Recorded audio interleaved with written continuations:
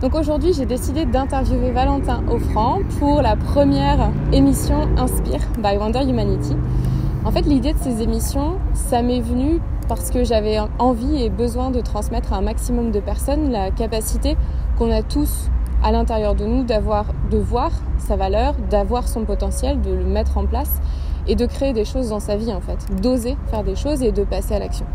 Et m'est venu son prénom en premier pour le numéro 1, donc je me suis dit, allez, je suis mon inspiration, puisque c'est à propos d'inspiration. Et il a accepté. En 2 heures de temps, on s'est dit, allez, ok, on fait la vidéo. Donc Valentin, merci beaucoup d'être là. Je suis super contente de t'interviewer et que tu sois le numéro 1. Merci, ouais. Comme je te disais, il n'y a pas de brief, on est à l'inspiration. Okay. Tu as compris, je pense, l'objectif global, mais peut-être que tu peux te poser aussi la question de pourquoi toi ? Tu te l'es posé ou pas ? Surtout pour la première interview, je me suis dit pourquoi moi le premier quoi. En fait, je me suis dit que ton parcours il était hyper inspirant. Okay. Et que tu vois, quand on va revenir un petit peu en arrière, j'en connais qu'une partie bien entendu, mais quand on va revenir un petit peu en arrière, je pense que tu peux donner beaucoup d'espoir et beaucoup de motivation et une vraie leçon de vie à des gens. Et qu'on se dise pas qu'il faut attendre 50 ans, 60 ans pour accomplir ses rêves en fait. Et c'est vraiment ce truc-là que j'ai envie de ressortir de toi parce que t'as même pas 25 ans, hein, tu vois, c'est juste ouf quoi. Et si on peut transmettre ça à travers cette vidéo, à travers tes mots, et si tu peux passer des messages à travers la vidéo, je pense que ça va aider un maximum de personnes pour pouvoir s'identifier à toi. Donc en premier, je vais te laisser te présenter. Qu'est-ce que tu dirais si tu devais te présenter ? Alors, tout d'abord, bonjour. Moi, c'est Valentin Offrand. Donc j'ai 24 ans aujourd'hui. Grandi en région parisienne. Je pense être quelqu'un de simple, parfois peut-être un peu perfectionniste et ambitieux, je dirais. Ouais, ambitieux, ça me représente bien. Et voilà, je pense que, je sais pas. Est-ce que tu as déjà, j'imagine que tu vas me dire oui, mais on va pouvoir en parler davantage, est-ce que tu n'as pas déjà senti un gros décalage entre ton âge et ta génération par rapport à qui tu es? Si quand même. Si, bien sûr. Parce que ça va faire partie de mon histoire, mais je me suis fait entourer de personnes plus âgées que moi, tous mes proches au final. Et donc du coup forcément ça a eu un impact sur ma maturité. Et voilà, c'est sûr qu'il y a une différence entre mon âge. C'est pour ça que j'aime pas trop qu'on parle d'âge personnellement. Ouais, je comprends. Parce que pour moi ça représente pas grand chose. Ouais. Voilà. Tu penses qu'il y a beaucoup de gens qui se bloquent par rapport à l'âge ? Oui, je pense qu'il y a beaucoup de personnes qui ont peur, cause de l'âge, parfois trop vieux, parfois trop jeune. Enfin, c'était un peu des excuses, mais ouais. Et tu dirais que ça remonte à quand la première fois où tu as senti un décalage justement entre ceux de ta classe ou peu importe, ou dans ton entourage proche, justement t'amenant à cette réflexion de finalement j'ai beau avoir que, je sais pas, 5 ans, 8 ans, 10 ans, 20 ans, c'est pas une question d'âge, il faut que j'aille m'entourer d'autres personnes. C'était quand au plus lointain que tu puisses t'en souvenir ? 2013. Je connais la date, c'était le premier week-end d'octobre 2013. Okay. Qu'est-ce qui s'est passé ? Alors, j'étais en DUT génie mécanique à l'époque. Ouais. DUT génie mécanique, et j'ai mon cousin Maxime Offrand, que tu connais très bien, qui m'a proposé de faire un week-end à Barcelone. Et donc pour moi c'était des vacances. Donc c'était chouette, j'avais 18 ans ? Non, j'avais 16 ou 17 ans. Ouais, putain. Et du coup il m'a amené à Barcelone, c'était génial pour un week-end. En plus c'était juste après la rentrée, donc au top. Et en fait il m'avait amené à une convention ACN. Alors on m'avait briefé ensuite les jours avant que je vienne. Ouais. Mais voilà, au début quand j'ai eu l'invitation, je savais pas. Mais c'était cool parce que il me connaissait, donc il savait qu'il fallait qu'il fasse comme ça. Parce que sinon j'aurais eu peur. Enfin voilà, j'étais jeune, donc voilà, j'aurais pas osé me déplacer. Et donc voilà, donc il a bien fait. Et depuis ce moment-là, je me suis rapproché de mon cousin, enfin on s'est rapproché, voilà, et d'autres personnes aussi, de Caroline que tu connais également. Et voilà, et depuis ce moment-là, puisqu'ils ont 7 et 9 ans de plus que moi, après c'est devenu mes personnes les plus proches, Donc forcément, ça a créé ensuite un décalage avec mes anciens amis d'un point de vue maturité. Voilà. Ok. Et dans cette conférence, il y a quelque chose, un moment que tu aimerais partager qui t'a frappé plus qu'un autre, une phrase, des mots, ou c'est juste un ensemble? Qu'est-ce qui a fait que ça a créé un déclencheur, vraiment? En fait, avant ce week-end-là, j'étais, on va dire, ma vie, était pas... C'est pas qu'elle était pas intéressante, mais c'est une vie classique, quoi, de jeune, soirée, voilà, entre copains, et... c'était un peu pour perdre son temps, quoi. Tu grandissais, tu perdais ton temps, tu faisais rien de tes journées et tu te posais pas plus de questions que cela. Et ce week-end-là, vu que c'était une convention internationale d'une société de marketing de réseau, il y a beaucoup de développement personnel du coup dedans. Et vu qu'il y a du développement personnel, tu réfléchis sur ta vie. Et c'est à ce moment-là où voilà, et avec mon cousin, lui qui est beaucoup là-dedans,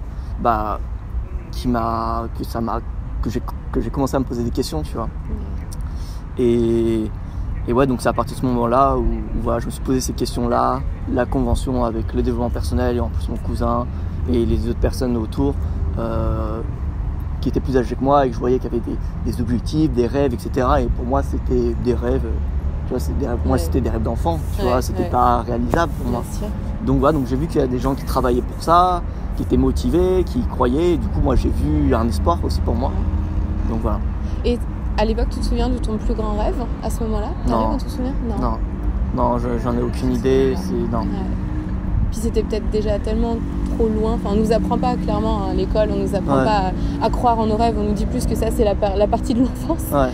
Et puis après, t'as la vie d'adulte. Et la vie d'adulte, faut travailler, faut bien bosser, faut bosser dur. Hein. Vraiment, faut bosser dur. Et le dur labeur du travail, c'est aussi quelque chose que t'as connu parce que quand tu étais en DUT, tu l'as continué ce DUT, ça t'a donné envie d'arrêter. Qu'est-ce que tu as fait en fait suite à ce week-end? Non, ensuite après le week-end, donc c'est à partir de ce moment-là où j'ai commencé vraiment à être proche, en tout cas à être de plus en plus proche de mon cousin et de Caroline. Et du coup, à force, tu te poses des questions, tu es avec des personnes plus âgées que toi, qui ont plus de maturité et qui te font réfléchir. Et donc du coup... Attends, pardon, c'était quoi? T'as continué ton DUT?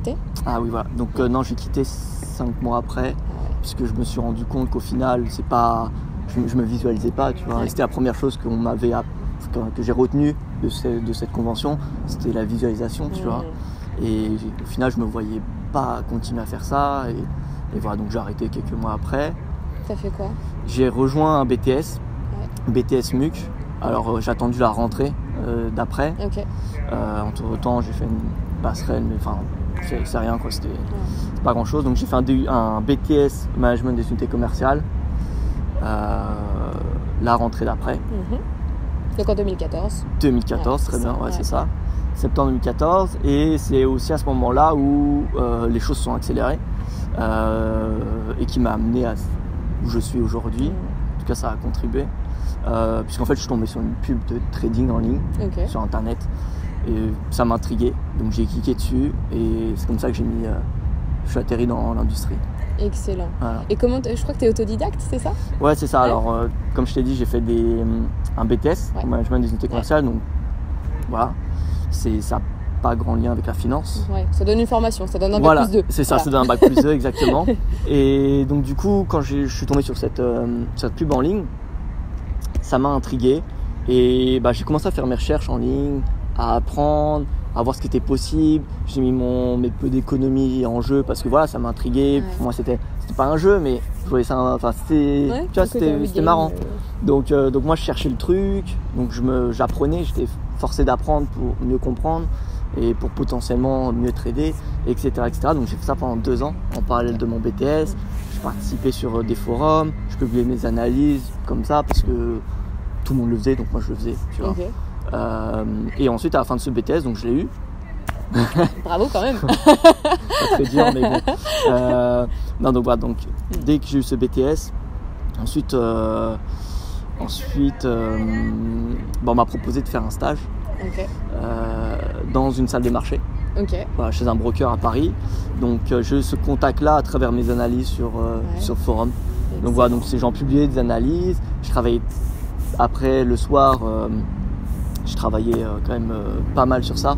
Donc tout ça, c'était gratuitement, on est bien d'accord. Ouais. Tu donnais beaucoup. Après, même si tu tradais, peut-être tu récupérais ta mise, tu gagnais de l'argent, tu donnais. Ouais, bien sûr. Ouais, je donnais et j'attendais. Enfin, pour moi, j'attendais rien en retour. C'était juste tout le monde le faisait, donc je le faisais. C'est normal. Et donc je faisais ça en parallèle parce que je l'ai pas précisé, mais j'étais en BTS en parallèle chez McDonald's en alternance. Ah oui, donc on pourrait dire que tu avais trois jobs, on va dire quoi. Étudiant. Ouais, voilà, c'est ça. Tu avais un job qui te rémunérait. J'avais un job qui me rémunérait un petit peu. J'avais l'école et en parallèle de tout ça, mon temps libre, je le consacrais à vraiment à me renseigner, à apprendre. Donc je faisais ça le soir après le travail ou après l'école ou même le week-end. Voilà. Donc je prenais vraiment, c'était comme devenu une passion en fait. Tu vois, donc je travaillais beaucoup dessus, mais sans rien attendre. Tu vois, derrière, je me disais juste, un jour je vais faire de l'argent avec le trading et je vais plus avoir besoin de travailler. Tu vois, je me disais ça, mais jamais j'aurais pensé que ça allait m'ouvrir les portes à l'industrie. Tu vois. Tu avais des phrases que tu te répétais le matin, des choses comme ça, des words of power, des affirmations positives ou des choses qui t'ont aidé ou une image de vie, une visualisation? Non, j'étais pas assez... Une visualisation, oui, mais pas dans des... ta tête. Oui, dans ma tête, j'avais mon image, non, parce que j'avais pas cette conscience, j'étais pas aussi développé, mais j'avais mon rêve dans ma tête, c'était voilà, de me débarrasser de ce travail, du travail qui gagne pas grand chose. Donc l'idée c'était de gagner via le trading, tu vois. Pour faire quoi après? À cette époque, franchement, je savais absolument pas. Juste, tu voulais casser les codes et tout, cet emprisonnement, la liberté. Je voulais devenir plus libre. La liberté, c'est et voilà, je voulais devenir plus libre. À l'époque, j'avais le rêve de vivre à Los Angeles. D'accord, donc, tu vois, je me disais, bon, faut quand même des sous pour bouger là-bas quand t'es jeune. Donc, je me suis dit, vas-y, je tente le coup, quoi. Donc, voilà, j'ai commencé à trader, vraiment à me former énormément, en parallèle du McDonald's et de l'école. Donc, pendant 2 ans. Et tu as eu ton stage chez un broker à Paris? Voilà, donc j'ai eu un stage chez un broker, alors c'est un broker américain qui a une filiale à Paris. Et donc la personne qui m'a proposé ce stage, c'est quelqu'un qui était présent sur le forum, c'était un analyste professionnel, si tu veux. Et il avait bien aimé mes analyses, tu vois. Il avait bien aimé la façon, comment j'écrivais, comment je m'exprimais, et puis la façon d'analyser. Donc du coup, il m'a proposé de faire un stage de 6 mois parce qu'il ne trouvait pas de personnes vraiment motivées. Parce que normalement, c'était un stage de fin d'études master en finance. Ah oui, tu vois. Tu sortais d'un BTS MUC. Voilà, donc rien à voir. Donc pour moi, c'était un peu... c'était un petit peu compliqué. D'ailleurs, je me souviens, quand j'ai reçu cette proposition, j'avais appelé Max et Caro et j'ai fait mais qu'est-ce que je fais, tu vois, parce que je me suis dit j'ai un BTS quoi. Est-ce que tu te disais que tu n'avais pas, tu sais le syndrome de l'imposteur, genre je manque de légitimité, tu t'es dit ça? Bien sûr. Et pendant même quand j'ai rejoint le stage, quand j'ai commencé les premiers mois, je me suis dit comment je vais faire. Parce que c'est intimidant, t'es dans une salle de marché, c'est que des gens qui ont des masters, donc même si tu vois, un master en vrai c'est rien, mais quand t'as un BTS et que t'as même pas 20 ans, tu dis tu vois, c'est intimidant quand même. Bien sûr. Mais au final j'étais bien entouré là-bas aussi. J'ai eu un très bon boss, très bon manager qui m'a beaucoup appris. Et donc du coup j'ai fait ce stage pendant 6 mois qui était renouvelé. J'ai fait ensuite 3 mois. Et ensuite, j'ai vu... Alors, c'est pas moi qui ai vu directement, c'est un collègue qui a vu une proposition chez le concurrent direct. D'accord. Et qui m'a dit, franchement, tu devrais tenter parce que t'as rien à perdre, tu vois. T'es en stage, t'as rien à perdre. Donc, et puis mon boss, il était d'accord. Ok, ça c'est cool. Ouais, il était vraiment... juste. C'est devenu un ami parce que j'ai vu sa justesse. Il m'a dit que si c'était... qu'il pouvait pas me conseiller de ne pas le faire, tu vois. Bien sûr. Donc, du coup, j'ai postulé. C'était à Londres. Ok. C'était à Londres. Tu parles anglais? Je comprenais l'anglais, je le parlais, mais j'étais pas bilingue. J'étais pas bilingue. Donc un challenge de plus. Allez. Ouais, challenge de plus. Pour ceux qui me posent des questions sur mon niveau, on va dire je regardais des séries en anglais, mais toujours avec sous-titré français, et j'étais scotché aux sous-titres. Donc, voilà. T'entendais, je pouvais comprendre, mais puis après s'exprimer c'est encore autre chose. S'exprimer c'est encore autre chose, tu vois. Mais voilà un peu mon niveau d'anglais quand j'ai postulé. Et en fait, ça s'est fait. Ils m'ont dit oui et tout. Donc du coup, j'ai rejoint Londres 2 mois après, avec une super bonne opportunité en CDI.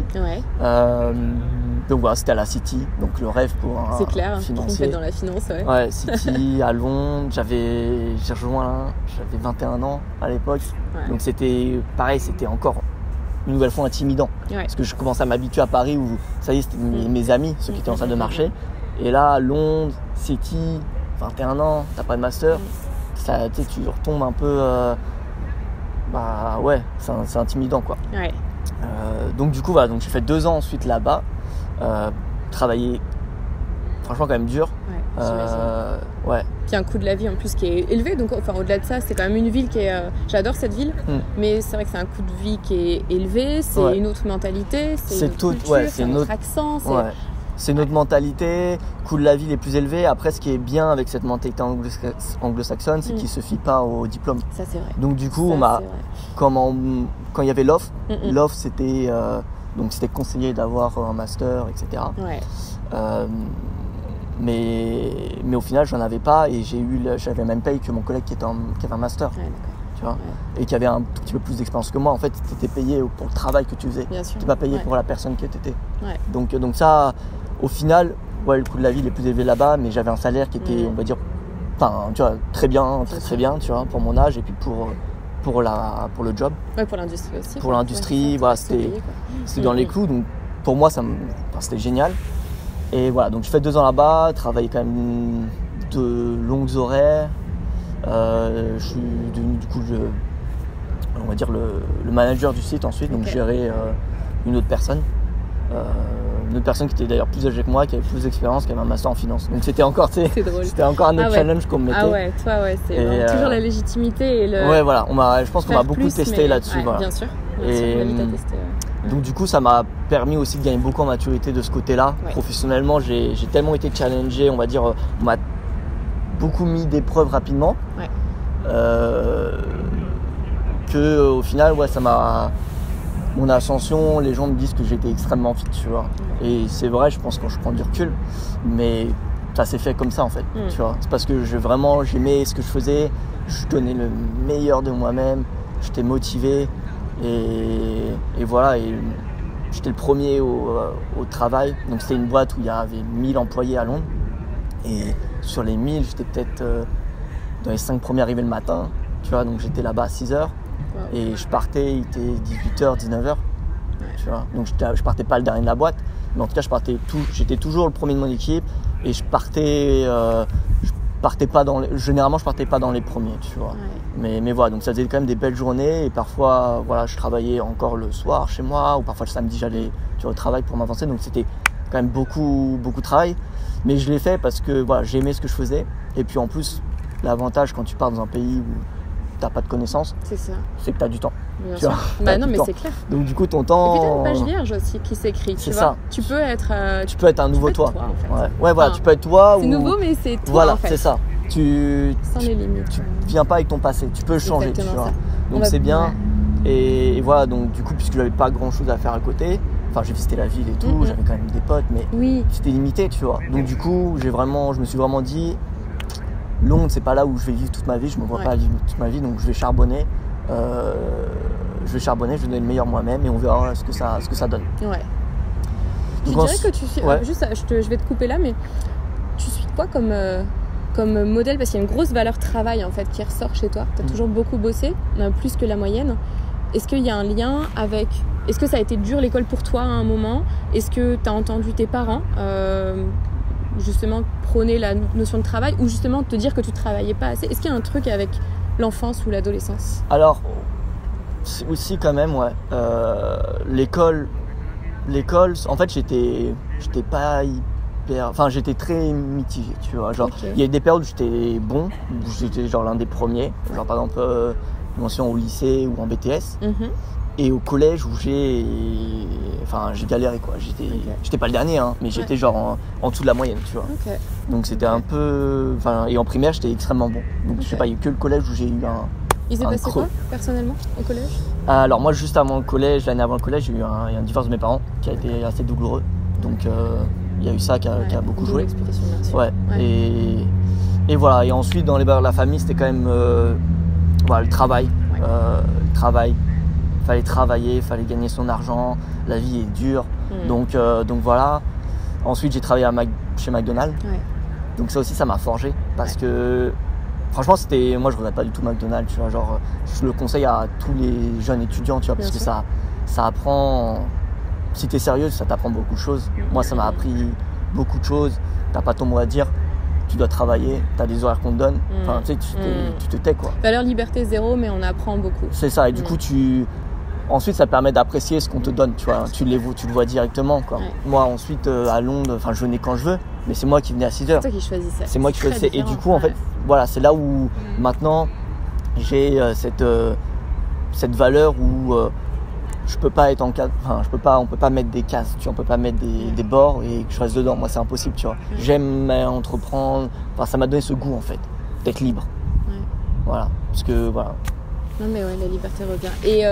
Et ensuite, pour terminer sur ça, pour cette valeur travail, ensuite il y a une personne, quand j'ai rejoint le stage, il y avait une personne dans cette entreprise qui travaillait énormément, travaillait très dur, longtemps, qui n'était pas du tout dans mon équipe. Mais elle travaillait juste à côté de moi, cette personne. Et maintenant, depuis toujours, je sais pas, je pense à elle quand je travaille pas, quand j'ai le sentiment de pas travailler assez. Donc du coup, ça me donne une nouvelle énergie, tu vois. C'est un modèle. Sur ce côté-là, sur ce point-là, c'est un modèle. Ouais. Moi, ça m'a marqué. Ça fait 4-5 ans maintenant et ouais. Tu penses que ça, dès que j'ai un coup de mou au niveau du travail, que j'ai pas la motivation, je pense à elle et ça, c'est reparti. Et, ouais, clairement. Et pareil, avant que tu nous dises qu'est-ce qui s'est passé quand tu as quitté Londres, ou comment ça s'est passé, quand tu as arrêté ton DUT, comment ça s'est passé dans ta famille? Parce que ça, c'est un truc qui est pas facile. Il faudrait qu'on en parle parce que il y a plein de jeunes que je vois autour de moi et qui, des fois qui sont en master, des fois qui sont en école de commerce et qui ont juste envie d'arrêter, mais ils ont peur en fait. Ils ont peur de la réaction de la famille, des parents, qu'on leur coupe les vivres. Enfin, il y a plein de trucs et puis chaque histoire est différente. Mais pour toi, comment ça s'est passé et qu'est-ce que tu as mis en place pour justement trouver la force ou en tout cas peut-être ne pas dépendre de tes parents, je ne sais pas, pour après faire ton BTS de manière plus sereine? Alors la force, moi je l'ai puisée, puis je la puise toujours, mais je l'ai beaucoup puisée chez mon cousin et Caro. Donc ceux qui m'ont guidé, peut-être ils m'ont guidé, peut-être sans le savoir vraiment, mais ils m'ont beaucoup. Enfin, là où je suis aujourd'hui, je serais jamais là s'ils n'avaient pas été là, tu vois. Je sais même pas si j'aurais été dans la finance. Ça se trouve, je serais toujours en DUT. Mon rêve, c'était de devenir ingénieur parce que mon père, il travaillait dans le BTP. Puis même un peu toute la famille travaillait dans le BTP à l'époque. Enfin, même toujours, mais. Même ton oncle. Enfin, moi, non, il est retraité, mais voilà. Il y a un gros background de BTP dans la famille. Donc du dur, du concret. Voilà. Toi, t'es dans un truc, c'est pas concret. Ouais, voilà. En plus. Donc, du coup, au début, mon rêve, c'était de devenir ingénieur. Et puis, je disais à mon père, je vais devenir ingénieur. J'avais fait un stage dans son entreprise de BTP, tu vois, en bureau d'études et tout. Et au final, quand il a appris que je voulais partir, il comprenait pas. Tu vois, il comprenait pas. Et pour moi, c'était un peu douloureux sur le coup parce que je me suis dit, putain, comment je vais lui dire, tu sais. Comment je vais lui dire que c'est plus ça que je veux faire. C'est ça. Quand tu sais que t'as dit que c'était ton rêve, et puis tu sais que ton père il est fier de toi parce que t'as envie de devenir ingénieur dans le BTP, tu sais, tous ces trucs-là. Donc c'était dur, mais heureusement pas aussi dur que si j'avais été tout seul, tu vois. Il y avait Maxime et Caro et grâce à eux, ça s'est fait. Pas facilement, mais ça s'est fait bien, tu vois. Et ça n'a pas été douloureux à le dire, tu vois. Au final, c'était juste stressant, quoi. Bien sûr, ouais. Normal, mais voilà. Non, ça s'est fait de façon facile, mais encore une fois, grâce à l'entourage. C'est ça. Puis parce que tu étais aussi sûr de toi, peut-être. Parce que c'est quand on hésite, je trouve, il y a ce truc de... n'importe quoi qu'on pourrait nous dire en fait va aller dans un côté ou dans un autre et on est tout le temps en train de danser en fait en étoile, je voudrais ça, ah non je voudrais pas ça, etc. Quand tu sais, en général c'est assez difficile, je trouve que les gens nous fassent changer d'avis quand tu arrives à ce point en tout cas de savoir et peut-être c'est pour ça aussi que toi avec justement l'aide de Max et Caro ça t'a aidé à comprendre cette certitude, parce qu'en effet si tu les avais pas eu tu te serais peut-être dit non je vais peut-être écouter quand même mon père et il a peut-être raison, il est plus âgé et puis voilà. En fait si je les avais pas eu j'aurais pas eu cette réflexion parce que cette réflexion j'ai eu après le week-end à Barcelone. Donc en fait ça se trouve aujourd'hui je serais ingénieur à Paris dans un bureau d'études quoi. Peut-être tu vois super mais j'aurais pas cette liberté et tout ça tu vois j'aurais pas vécu tout ça, j'en sais rien ce qui serait passé au final mais c'est Maxime il savait déjà bien poser les questions à l'époque, il les posait très bien tu vois et donc même à l'époque en 2013 les questions qu'il me posait faisaient réfléchir et il m'a fait... Enfin, j'ai réalisé de moi-même que c'était pas ça que je voulais faire. Ça. On peut mentir à des gens, on peut pas se mentir à soi. Ouais, voilà, c'est ça. trop dur. Ouais. Enfin, surtout quand on reçoit les bonnes questions, tu vois. C'est ça, carrément. Et donc, quand t'es convaincu que c'est pas ça, bah t'as pas le choix, tu vois, tu vas pas te mentir à toi-même. Donc voilà, donc c'est grâce à ça. Donc l'entourage quand même est très important. Si on peut transmettre aussi ce conseil, c'est vraiment savoir s'entourer des bonnes personnes et pas des personnes qui veulent façonner notre vie, qui veulent nous donner le meilleur, parce que je pense que nos parents veulent nous donner le meilleur, mais à leur façon, avec leur modèle, leur prisme, etc. Et c'est avoir la force, mais parfois c'est à 18 ans, parfois c'est à 30 ans, de dire non en fait, de dire non à ce modèle, non je le suis pas, et de suivre son cœur. Ça fait peur, mais... Ouais, et je pense aussi, il y a savoir bien s'entourer et savoir être coachable. Ça, c'est une phrase que j'ai retenue du MLM, c'est être coachable. Et il y a des gens, ils sont bien entourés, et c'est pas tout le monde qui avance ou qui suit, parce que si t'es fermé, si t'écoutes, enfin, tu vois, je pense qu'il faut rester. Moi, j'ai eu la chance, entre guillemets, du coup, d'être très jeune par rapport à eux. Donc, du coup, mon niveau d'humilité, il était très très bas, tu vois. Genre, j'avais les oreilles grandes ouvertes. Donc, du coup, je disais pas mon mot parce que, tu vois, j'écoutais. J'écoutais, je buvais tout ce qu'ils disaient, je le buvais, et je savais que c'était des bonnes personnes et tout. Donc, j'avais les oreilles grandes ouvertes. Mais si t'as les oreilles fermées, même si t'es entouré de bonnes personnes, au final. Ça peut juste renforcer l'ego aussi de se battre et de faire voir aux autres qu'ils n'ont pas raison, et c'est pas forcément ça positif. Rien, au final. Donc il y a les deux, il y a se faire bien entouré et être coachable avec les bonnes personnes, du coup. Oui, voilà. Tout à fait. Donc ça va avec. Pareil, sinon, la paire, sinon on te met des mauvaises idées et t'es coachable, et là du coup c'est ça. T'es pas bien. C'est ça. Ok. Donc je reviens du coup sur la City, donc 2 ans à Londres. Qui était, à la base, tu partais pour 2 ans? Non, tu savais pas, tu disais juste j'y vais. Non, mais c'est marrant parce que toujours dans ma vie, je me suis dit, je voyais quand j'étais petit les gens qui travaillaient, tu vois, par exemple ma sœur et tout. Et je me suis dit, je pense qu'après 2 ans dans un travail, tu vas commencer vraiment à te faire chier, tu vois. Et 2 ans. et je sais pas, pareil, ça m'est arrivé là. J'ai 2 ans pile, hein, mois pour mois, enfin le même mois, tu vois, presque le même jour, tu vois. J'ai réalisé ça après, j'ai fait, waouh, c'est fou. Tu sais, je me disais ça quand j'étais petit et ça m'arrive. Non, c'est dingue. Donc ouais, non, 2 ans, c'était pas prévu, mais au final, tu vois, je me suis répété tellement de fois quand j'étais jeune que... Tu l'as créé. Que en fait, ça a commencé à vraiment me saouler proche des 2 ans, et voilà, j'ai quitté au bout des 2 ans. Tu retires quoi de plus positif de cette expérience de 2 années en Angleterre? L'anglais, déjà. Maintenant, l'anglais. Je sais que maintenant... Avant, je parlais qu'une langue, donc je suis français, tu vois, je suis pas... Enfin, j'ai pas de nationalité, donc je parlais que français. L'espagnol, je l'ai négligé à l'école. L'anglais, j'aimais bien l'école, mais voilà, c'est l'anglais scolaire, donc tu fais rien avec. In the kitchen, quoi. Voilà, c'est ça. donc du coup, l'anglais, et ça y est, j'ai une deuxième langue dans la poche. Je peux parler anglais, mes boss, ils étaient américains, donc voilà, donc du coup, l'anglais, déjà, c'est la première chose que j'ai beaucoup appris. Ensuite, j'ai rencontré des personnes franchement géniales, tu vois. Londres, c'est l'avantage d'être vraiment multiculturel. Tu as des gens de partout.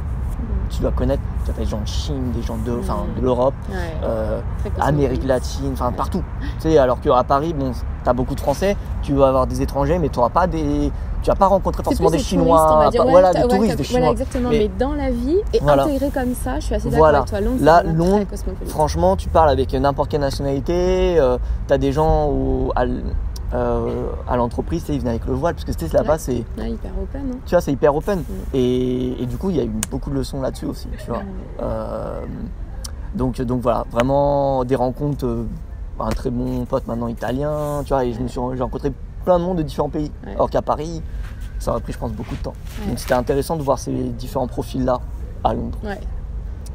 Donc voilà, donc ça c'est la deuxième chose, donc l'anglais, le multiculturalisme, et ensuite le travail. Franchement, j'ai jamais autant travaillé de ma vie qu'à Londres, et j'ai vu que ça a payé en fait aussi. J'ai vu, même avant je voyais que ça payait au final de contribuer au forum, ça m'a permis d'avoir le stage. C'était au stage, je me suis beaucoup donné, j'ai beaucoup appris, donc ça m'a permis d'avoir ce CDI.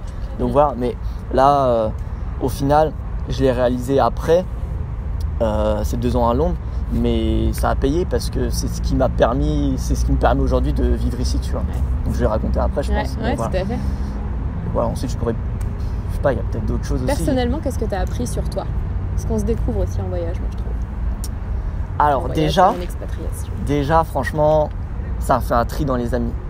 Parce que tu pars tout seul, avec ta valise. Et tu sais, toutes les personnes qui disent ouais, je vais venir te voir et tout, tu sais, à ton départ, ouais, je vais venir te voir, ou ouais, on reste en contact, ou tu sais, tout ça. Ouais. Et tu vois, en fait, tes vrais amis.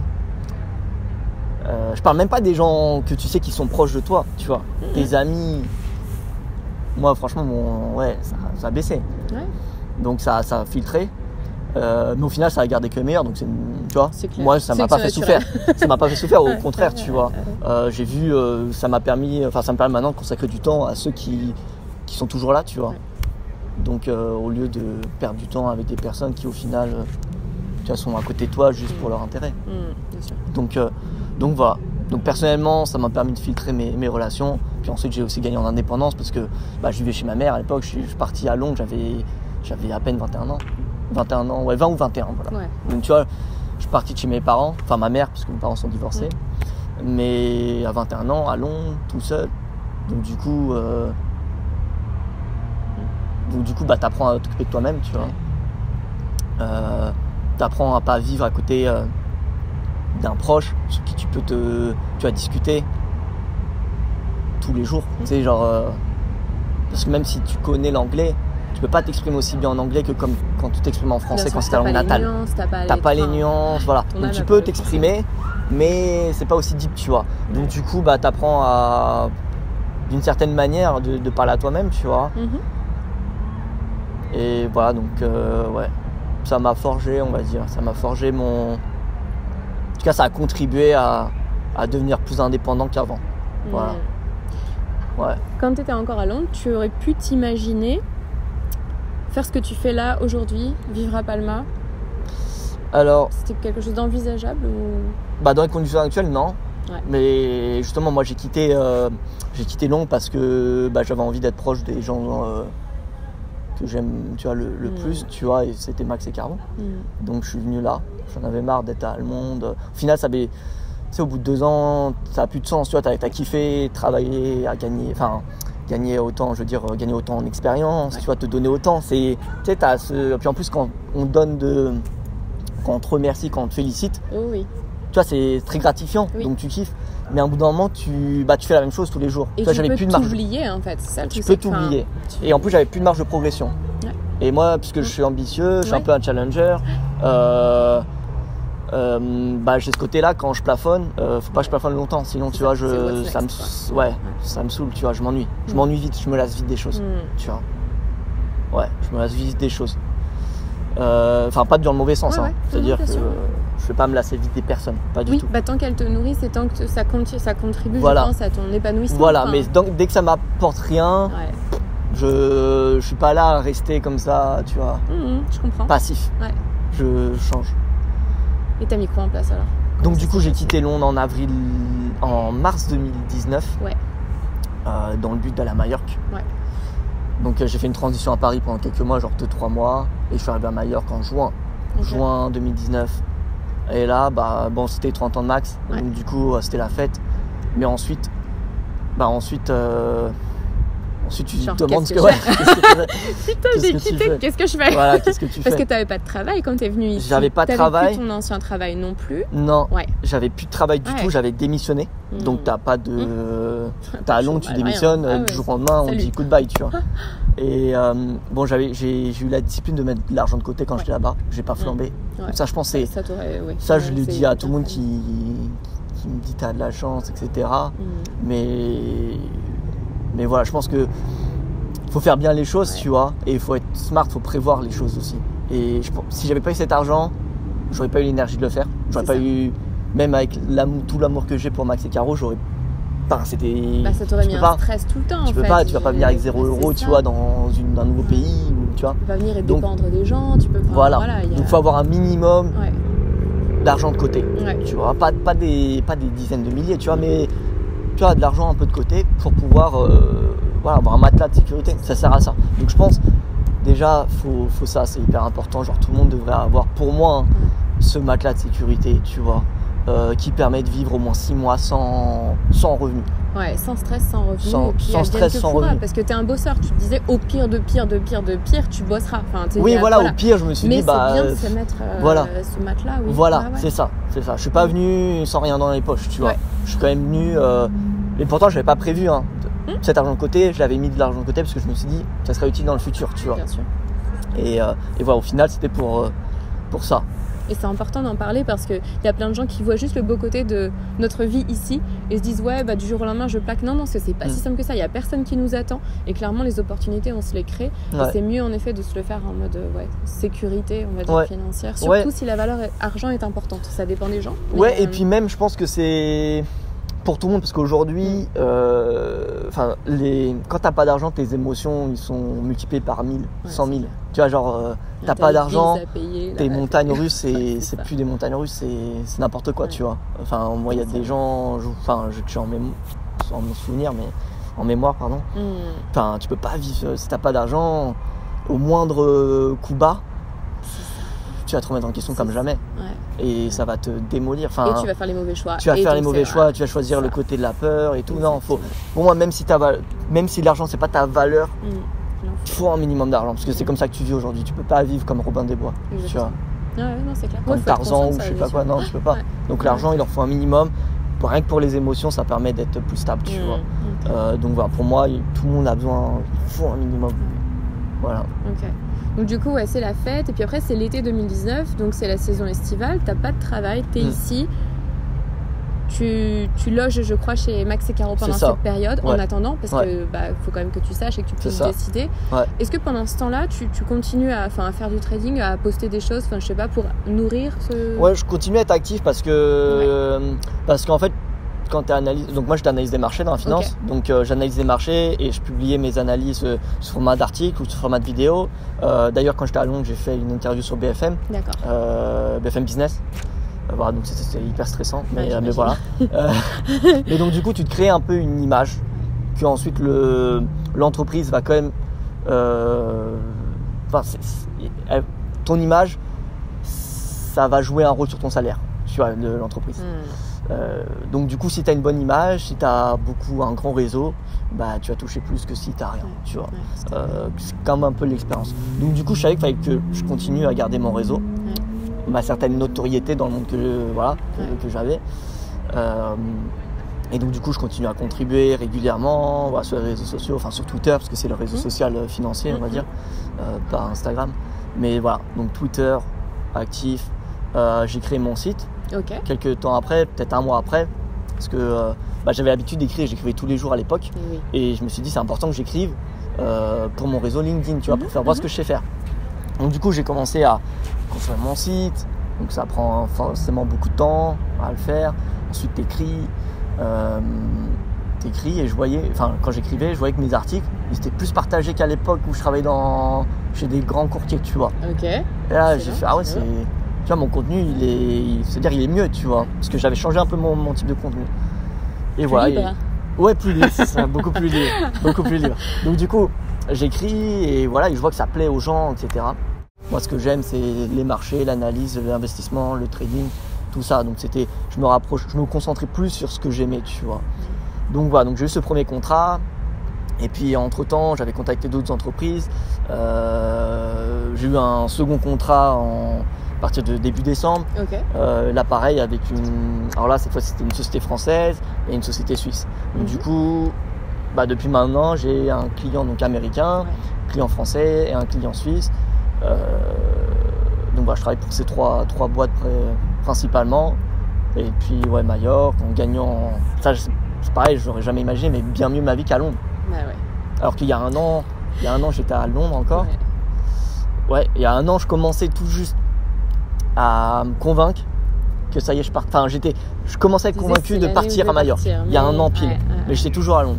Et au final en un an, même pas un an, parce que c'était même pas un an. Mais c'est quand on a fait les séminaires déjà, je pense que ça. Exactement. C'est bien, en janvier. C'est là. C'est à 2 semaines près, ça fait un an. C'était la cheville, C'était la cheville. Je m'étais foulé la cheville. Donc à 2 semaines près, ça faisait un an que je savais toujours pas qu'il fallait que j'aille à Majorque. Que j'étais pas convaincu. Excellent. Donc, ça va vite, hein. Ouais. Et donc voilà, donc là en un an, franchement, ça va vite. C'est ouf. Ça va vite, il suffit en fait d'y croire, de bien faire les choses. Faut pas être naïf, tu vois. Il y a beaucoup de préparation dans ce qu'on voit. Il y a tout un fil conducteur. C'est ça. C'est ça. T'es pas arrivé là d'un coup. Non. C'est ça qui est important. Voilà. Les petits pas, quoi. C'est ça, petits pas tous les jours. Toujours un petit pas. Je pense qu'il faut pas être paresseux. Moi, j'ai pas ce côté paresseux, je pense. En tout cas, pas dans le travail. Ouais. Pas dans le travail. J'ai pas peur de travailler parce que j'aime ce que je fais, tu vois. C'est ça. Donc voilà, j'ai pas peur de travailler dur, donc je l'ai fait, mais sans penser que à l'époque, jamais j'aurais pensé que ça allait m'être bénéfique à un moment donné. J'ai appris un proverbe qui m'a fait beaucoup rire au Québec le mois dernier. C'est une Québécoise qui m'a dit ça. Ils ont pour principe en fait de se dire que comme tu ne sais pas lequel des crapauds que tu embrasses va devenir ton prince, il faut toujours en fait donner le meilleur de toi parce que tu ne sais pas. Ouais. Et je pense que tu l'as fait de manière consciente. Moi, Ouais. je l'ai fait aussi tout au long de ma carrière professionnelle et ça aide parce que c'est comme ça qu'on tisse le réseau. Et au final, on peut croire que c'est une société. Enfin, tu vois, genre on est salarié d'une société, c'est le grand nom de la société qui est important. Non, en fait, la trace que tu laisses, c'est toi et c'est l'empreinte que tu as laissée à travers tout ça. Ouais. Et au fur et à mesure, je trouve que quand on grandit, quand on gagne en légitimité, quand on prend confiance en ce qu'on fait, le travail qu'on fournit, on se rend compte que c'est grâce à nous. En fait. Ouais, c'est ça. C'est ça. Et ouais, et tout ça. Alors, je savais que c'était important de laisser une bonne trace. Ouais. Ça, c'est. Max était mon guide, mais c'était également mon coach. Tu vois, il m'a appris, j'étais jeune, tu vois, j'avais 16 ans. Donc, il m'a beaucoup appris. Tu vois, il m'a pas que guidé, il m'a beaucoup appris. Même Caro. Mais voilà, donc il m'avait inculqué ça, le fait de. Faut toujours laisser une bonne trace. Ouais. Tu vois. Mais tu sais jamais à quoi ça va te servir. Non. Et au final, ça m'a servi parce que voilà, il savait que je venais le matin à 6h. Ils savaient, parce que mes boss, ils n'étaient pas à Londres, ils étaient au Texas. Et oui, tu vois, c'était au Texas, donc il y avait le décalage horaire et tout. Ils avaient confiance en moi, etc. Donc ils savaient que je m'étais beaucoup donné, que les résultats, ils les voyaient, ils étaient là. On a fait des résultats de fou. Et donc ils avaient confiance en moi, tu vois. Et c'est de ce côté-là où ça a payé en fait mon travail dur à Londres. Et voilà, non. C'est un choix, quoi. Ouais. Aujourd'hui, dans ton style de vie, qu'est-ce qui a changé en fait en toi et dans tes différents domaines de vie, que ce soit socialement, que ce soit physiquement, au niveau de la santé peut-être? Qu'est-ce qui a changé? Comment tu te sens aujourd'hui?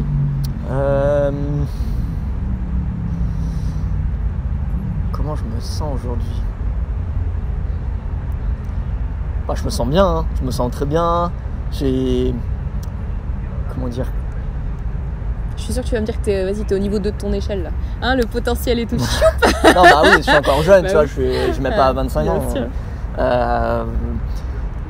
Non, franchement, c'est ouf ce qui m'arrive, tu vois. J'en suis conscient, c'est mal. C'est incroyable. Quand je vois par exemple, je parle toujours avec mes amis du BTS, etc. Et personne. Tout le monde hallucine en fait, tu vois. Tout le monde hallucine. Alors pour moi, tu sais, genre. Alors, moi, je sais que c'est. Les gens. Je vois pas qui. Je connais personne, personnellement, moi, qui a fait aussi rapidement, tu vois. Mais de toute façon, c'est pas une course. Mais du coup, j'en suis conscient que ce que j'ai fait, c'est un peu particulier. Mais c'était loin d'être impossible, tu vois. Franchement, moi, les gens qui me disent, mais comment t'as fait, etc., franchement, c'était pas facile, mais c'était pas non plus hyper difficile. Si tu travailles dur, t'es motivé, t'en as envie, c'est ce que t'aimes faire en fait. Quand t'aimes faire les choses, tu les fais bien et tu comptes pas ton temps. Et au final, les gens, c'est ce que me disait mon cousin, il m'a dit ça et ça je m'en rappellerai toujours.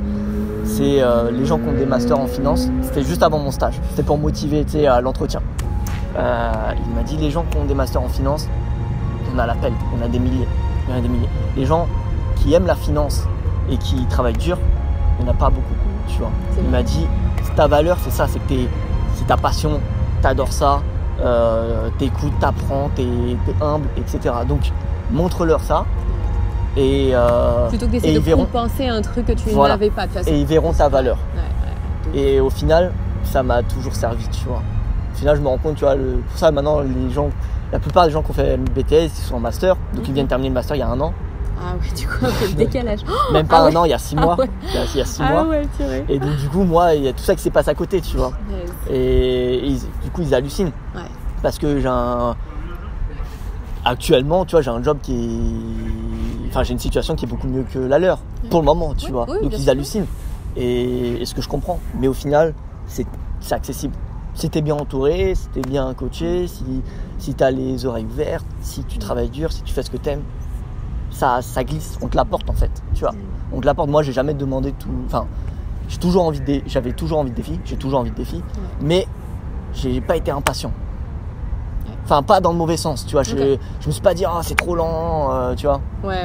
C'est arrivé, on m'a donné, tu vois, le CDI. Ensuite, on m'a dit que j'étais le chef de la team. Mais c'est arrivé comme ça, tu vois. J'ai juste fait mon travail bien, beaucoup, et voilà. Et j'ai donné tout ce que j'avais. Et quand tu donnes tout ce que t'as avec ton cœur, bah, tu reçois, tu vois, ensuite. Et voilà. T'as pas répondu à ma question de comment tu te sens aujourd'hui. Je reviens dessus. Non, bah je me sens bien.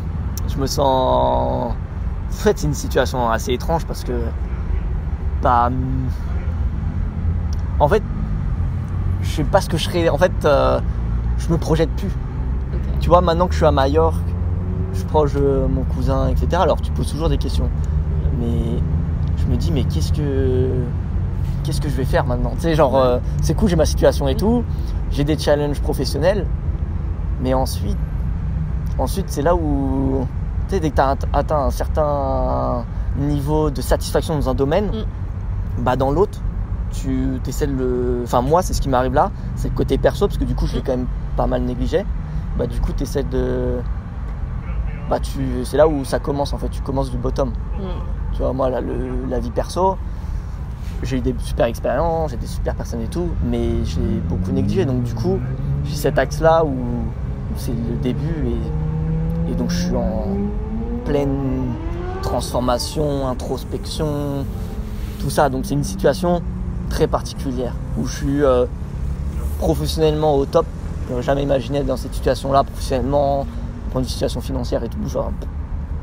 Jamais j'aurais imaginé ça. Mais personnellement, je suis bas, tu vois. Donc du coup, il y a plein de choses à faire là. Et du coup, bah, c'est là où j'ai ce challenge à Majorque, tu vois.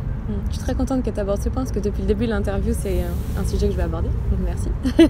Et en fait, moi, je sens que tu as beaucoup de confiance en toi. Donc la confiance, c'est les compétences. Et en effet, je sais que dans ton travail, il n'y a pas de souci. Est-ce que tu as de l'estime pour toi? Est-ce que tu vois ta valeur en tant que personne et pas en tant que analyste ou comme spécialiste de la finance, comme personne en fait, toi Valentin? Je sais pas, franchement, je sais, c'est compliqué à dire. J'ai pas de référence.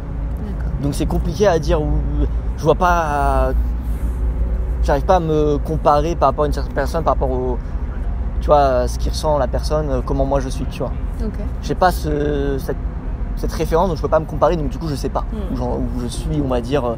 Mais j'ai de l'estime pour moi, je pense, tu vois. Je pense, parce que sinon j'aurais pas fait tout ça. J'ai de la confiance en moi, oui, mais toujours à un certain degré, tu vois. Genre, moi je suis quelqu'un d'un peu, enfin même timide, tu vois. Je me mets rarement en avant. Et voilà, mais je suis confiant dans certains domaines, tu vois. Je suis pas confiant dans tout. En amour, t'es confiant? Ouais. À travailler. C'est un petit ouais. À travailler. Je suis désolée, hein, tu m'as pas convaincu. Ouais, là. Non, en fait, bah, j'ai pas zéro de confiance, tu vois, mais c'est des choses à travailler maintenant, tu vois. Maintenant, je travaille beaucoup sur moi. Je mets plus le travail, je fais mon travail et tout. Maintenant, tu vois, je termine à 15h, tu vois, donc j'ai encore toute la journée devant moi. Et je commence à travailler sur moi, du coup, personnellement, me construire. Tu vois. C'est important quand on a été désaxé. Je me retrouve un peu dans toi. J'avais l'impression que je pouvais pas être au top professionnellement et au top personnellement, et j'ai souvent choisi les études et le travail parce que je pouvais le maîtriser. C'était ton escape. Et c'est la notion de la maîtrise en fait, le contrôle. Et quand tu commences à lâcher ça, parce que dès que tu es avec des relations humaines, et je comprends pourquoi le management aussi te plaît pas forcément, c'est que c'est la relation humaine en fait. Et dès que tu es avec d'autres humains, bah, tu peux plus contrôler, enfin en tout cas tu contrôles pas ce qu'ils font, ce qu'ils te font ressentir, tu peux juste contrôler tes sentiments. Et dès que tu te mets en danger en fait avec une personne dans une relation amoureuse. C'est ce que moi c'est ce que je ressentais, tu vois, ce côté de je suis en danger, oula je sais pas du tout, qu'est-ce qu'il va me dire, qu'est-ce qu'il va faire, est-ce que ça c'est bien, est-ce que truc, et j'avais plein de questions qui faisaient que j'avais confiance en moi, mais en fait je me suis rendu compte au fur et à mesure du temps que je voyais pas pleinement ma valeur humaine, et ça se travaille vraiment, et je crois que le plus beau travail qu'on puisse faire, c'est de s'équilibrer dans tous les domaines, mais c'est surtout le travail que tu feras quand tu seras avec une personne qui va te faire travailler ça. Parce que je crois que c'est comme ça qu'on progresse le plus. Je pense que dans la douleur parfois, mais bien sûr, souvent dans la douleur. J'imagine, mais ouais, c'est l'expérience. De toute façon, tout est une question d'expérience au final. C'est ça. Donc, ouais, et puisque j'ai comme toi, j'ai mis de côté, j'ai pas beaucoup d'expérience du coup dans ce côté-là, tu vois. J'en ai, mais pas beaucoup, par rapport à la moyenne, on va dire. Donc du coup, ouais, il y a plein de choses à faire là-dedans. Ok. Ouais. J'ai encore quelques peties questions. Bien sûr. Aujourd'hui, ce serait quoi ton rêve ? Parce que t'en avais pas en 2013, mais je me dis qu'aujourd'hui, t'en as un de rêve. Je sens qu'il est là. Ouais, si j'ai un rêve, ce serait de déjà être libre, encore plus libre qu'aujourd'hui, on va dire, financièrement, parce que moi, je crois que l'argent, c'est la liberté. Ouais. Jusqu'à un certain point, en tout cas. Pas totalement, mais jusqu'à un certain point. Parce que l'argent, tu peux acheter tout ce que tu... Enfin, pas tout, mais tu peux acheter beaucoup de choses. Tu peux vivre où tu veux, tu peux te déplacer, tu peux manger n'importe où. Enfin, voilà. Ouais. Donc l'argent, déjà, être libre financièrement. Parce que je travaille. Puis ensuite, avoir mes proches, les gens que j'aime à mes côtés. Une partenaire. Et voilà, et ensuite juste être libre en fait. Être libre, pas penser ou pas trop penser. En fait, être libre, kiffer, tu vois. Et voilà, et voir ce qui va se passer ensuite, tu vois. Mais vivre. Tu vas vivre avec les gens que t'aimes, surmonter les choses ensemble, que les choses soient dites. Tu vas tout avoir une relation vraiment, ouais. Honnête, très honnête. Les pensées et tout. Ouais. Et je vais faire un dernier petit exercice, on va dire. Je voudrais juste que tu fermes les yeux un moment et que tu te mettes dans la peau du Valentin qui a 13 ans. Et donc tu es au collège et c'est pas forcément facile, et je pense que tu as plein d'émotions qui s'entremêlent et c'est pas une période qui est évidente, et je veux pas que tu te remettes dans l'émotion, mais je voudrais juste que tu puisses en fait voir ce Valentin et que tu lui parles là aujourd'hui avec le cœur. Tu peux soit ouvrir les yeux, soit fermer les yeux, ce qui est mieux pour toi. Qu'est-ce que tu lui dirais aujourd'hui à l'aube de tes 25 ans, on va dire, donc tu pouvais pas imaginer tout ce qui allait se passer. Qu'est-ce que tu lui dirais? Alors, je lui dirais, suis ton cœur, suis ton cœur, suis ton cœur. Fais ce que t'aimes, n'aie pas peur, ouais, fais ce que t'aimes, suis ton instinct.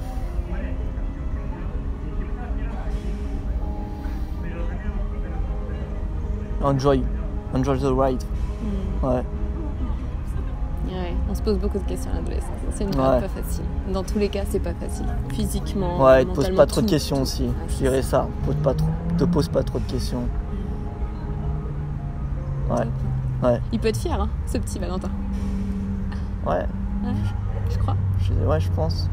Ouais, je crois. Ouais. Merci beaucoup. Merci. Est-ce qu'il y a quelque chose que tu veux rajouter éventuellement, soit un dernier conseil, soit un truc que tu as envie de transmettre sur cette vidéo? Non, moi franchement, les gens qui hallucinent sur mon parcours, je peux comprendre. Mais j'ai envie de je leur dis à chaque fois, c'est accessible. C'est pas, je suis pas une tête, hein. Je suis loin d'être une tête. T'es un bosseur. Je suis juste un bosseur et je fais ce que j'aime. Moi, je suis paresseux en vrai. Hein. Non, mais c'est vrai, hein, je suis fainéant, je suis paresseux. Dès qu'il y a un truc à l'école où je comprenais pas, que j'aimais pas, j'étais pas la personne qui allait travailler, tu vois. Ouais. Donc voilà, fais, ouais. Si tu fais ce que t'aimes, tu le fais parce que tu kiffes, sans rien vraiment espérer. Alors c'est bien d'avoir des rêves, tu vois, de te diriger vers un endroit, mais pas rien attendre en fait, tu vois. Et voilà, et juste le faire, te donner le maximum, être coachable et t'entourer de bonnes personnes. Voilà, et avec ça, tu fais, moi ce que j'ai fait, tout le monde le fait, tout le monde, c'est pas compliqué après. Après, c'est juste une question de temps, tu vois. Moi, je l'ai fait en 4-5 ans. J'ai changé ma situation il y a 2016, j'étais au McDonald's, on est en 2020, en début 2020. Donc en moins de 4 ans, voilà. Moins de 4 ans. C'est vite, ça va vite. Au final, il n'y a pas besoin, tu vois, ça peut aller très vite en fait. Quand tu es sur ton truc, tu vas vite. Merci pour cette belle leçon d'humilité. Franchement, c'était magnifique de t'entendre parler, d'apprendre à mieux te connaître aussi. Je pense que c'est en parlant qu'on se connaît mieux. Et merci beaucoup. Merci à toi, Fanny. Merci.